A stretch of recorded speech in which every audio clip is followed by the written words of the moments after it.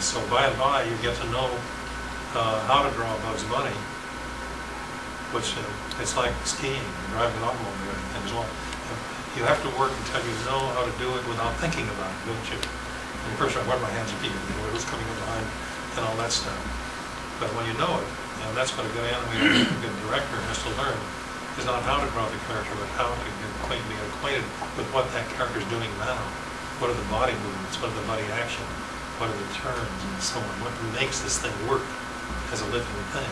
So anyway, you ever realize what a wonderful combination of a confrontation, you might say, of attitudes that Benny was. You know, he was supposed to be Uriah Heep, right? Uriah Heep would be like this, right? Benny was a master of the elegant movements, right? Gorgeous, just beautiful to watch. You know, he'd ask, Mary would get mad at him, you know, because he asked, she said, you know, when you had appendicitis, you wanted Rochester to do the operation. He said, I did not. I asked him if he could. It's a difference, isn't it? But imagine that wonderful, isn't it? I mean, those beautiful movements that he had, and quite what character he was supposed to be. And that contradiction is so powerful and strong.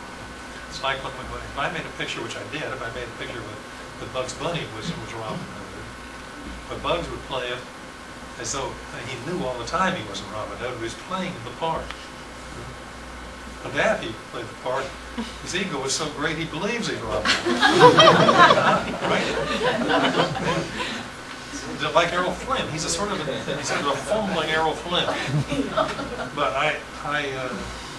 one time when they were making, you know, he was always playing whatever part he was playing. Flynn was. He really got into it, and he, when he was off the screen, when he was out of the set, he still acted like Robin Hood, and all these movements were like that, you know, like a destroyer putting down to sea.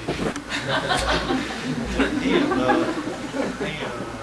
his associate was playing Will Scarlet, went down the Beachcombers one night, and they were often kind of in a corner, and there were a lot of. At that time, there were a lot of celebrities and movie stars and so on went. So people did not go there to show off because they didn't have anybody to show off to. You know, it's like you ever been to a magician's conference? Most frustrated people in the world because they can't get anybody to force a card to.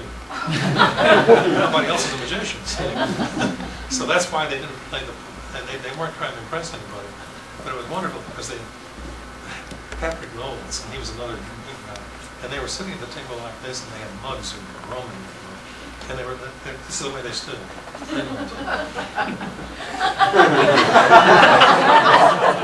It was marvelous just to watch them, you know. They go,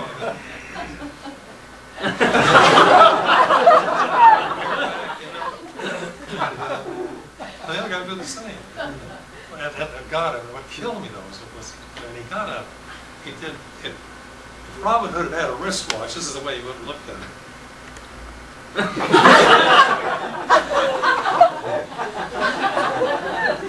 had to pull a sword. And when Flynn got up to leave, he had a sweater that was supposed to, so he took a sweater. Step back. Always remember, if you're going to be a gallant, step back first. Otherwise, you can't stand here and move that way. So you draw back and put your leg up across. It's very light. So, working out for the animators and letting them take their chances on each character and get acquainted with all of them. And once in a while, of course, you get an animator that's so great like Ken Harris, who was one of the greatest animators that ever lived. And he did a lot of the best stuff, like the great, and I can say great about it because the animation was great. The earthquake sequence in one of the cartoons, and the Three Bears, the Father's Day film where he did all that stuff, and they're marvelous. The lady dancing to Who's My Best Friend's Father's My Best Friend. She's doing all this buck on the wings and stuff. That was Ken Harris. And I tell you that when Ken Harris was so good, he was not only good, he was terribly fast. He could animate 35 feet a week, that kind of animation. At Disney, so the guys do 5, maybe 6 feet a week. And today, they've really worked themselves. They pay $1,200 a week to do 10 feet or 5 feet a week. It's grotesque, it really is. I think you lose it if you go too slow. You become sluggish. You become really sluggish, you know. Marion always is sort of surprised because sometimes I don't feel like drawing. I don't draw. But then it kind of builds up within me. It gets to a certain point, and then suddenly I've got to do it. And so I can, where I have 5 weeks to lay out a Roadrunner cartoon, I might do it in a week. But the rest of the time I'm working it out, thinking it out. I don't know how much time we have. Have I used up all the time? This is great. No, I don't want to have my lunch. This is my lunch. Well, I like to bring in some little things.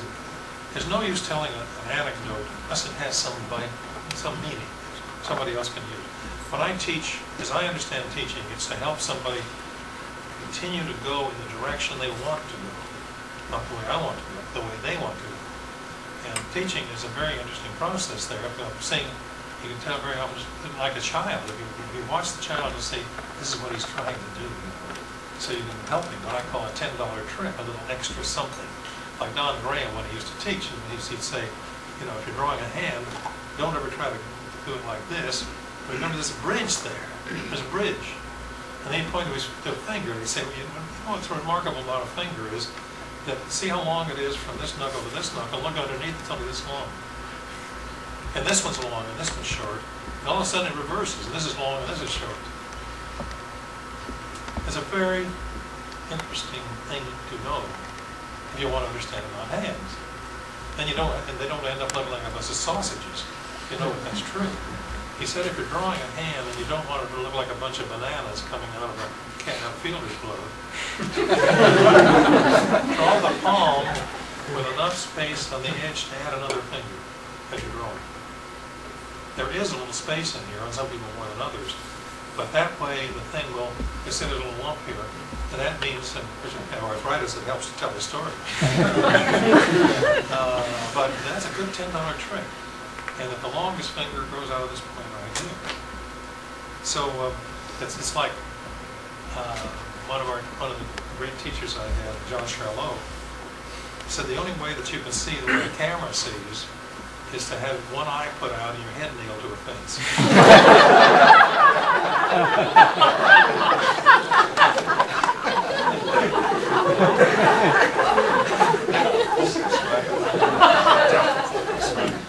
That stops.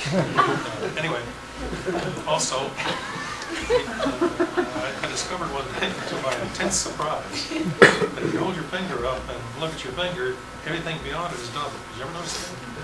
Everything beyond it. If you look at the finger and be aware of beyond it, you'll see there are two of everybody. And on the other hand, if you look at the other thing, you get two fingers. Right? If you look beyond it, you get two silly looking transparent fingers. So we don't see the way we think we see. We don't see that way at all. And like in the Coyote and Roadrunner pictures, we never really tried to avoid ever showing anything like a bunch of telegraph poles to show how deep it was. We figured the way the Roadrunner disappeared would show. So the backgrounds were designed more as Japanese prints are, this way, like they do on stage.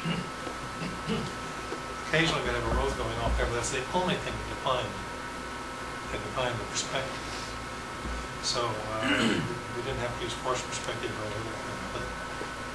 Anyway, this little story was about a Japanese story about called The Man Who Could Paint Storks.